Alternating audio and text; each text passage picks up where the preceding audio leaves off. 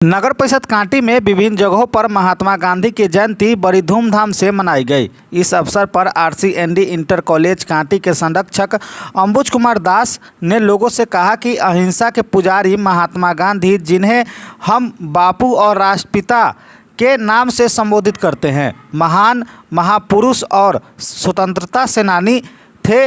यदि हम यह कहें कि आज के भारत के निर्माण में गांधी का सर्वाधिक योगदान था तो कुछ भी गलत नहीं हो सकता, क्योंकि भारत की स्वतंत्रता और आत्मनिर्भर भारत बनाने के लिए उन्होंने सभी धर्मों के लोगों को एक साथ कर महत्वपूर्ण भूमिका अदा की।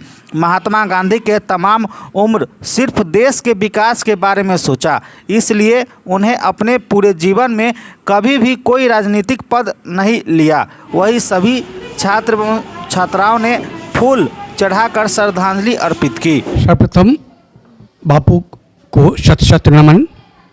उनके आदर्श हमारे लिए ही नहीं बल्कि संपूर्ण विश्व के लिए वह अनुकरणीय होना चाहिए।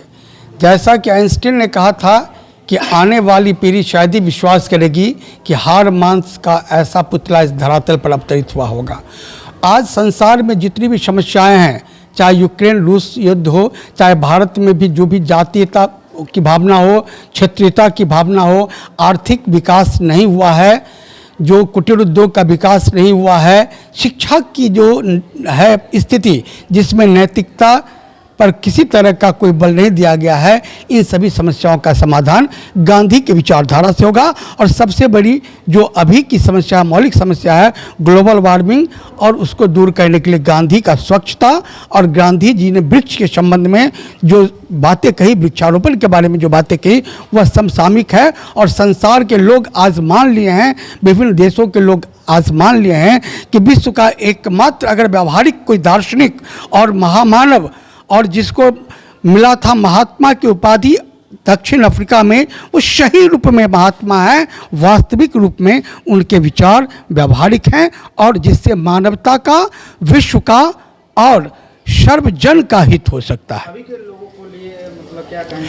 हाँ, मैं अभी के लोगों के लिए कहना चाहता हूँ, नए जनरेशन के लोग उनको भूलते जा रहे हैं। मैंने एक चैनल पर देखा था कि उनके बारे में कुछ ऐसी बातें व्यक्त की गई थी जो बहुत मुझे बुरा लगा। अतः मैं सभी युवा वर्ग से अनुरोध करता हूं कि गांधी जी के विचार को जाने पहले और किसी दूसरे के विचार को सुन करके, किसी दूसरे के किताब को पढ़ करके उनके संबंध में गलत धारणा मत बनाएं। वो राम की तरह एक आदर्श हैं, वो आने वाले समय में श्री राम की तरह पूजे जाएंगे। वह भी संसार में केवल भारत वर्ष में मात्र नहीं। इसीलिए युवा पीढ़ी उनको जाने, उनके आदर्श पर चले और उनको उनके सत्य और अहिंसा, सत्याग्रह सिद्धांत तो हर व्यक्ति को, हर युवकों को करना चाहिए। फिर उनके आदर्श पर क्यों नहीं चलेंगे? एक सिद्धांत केवल सत्याग्रह लेकर चले, स्वच्छता लेकर चले, उनका कल्याण होगा।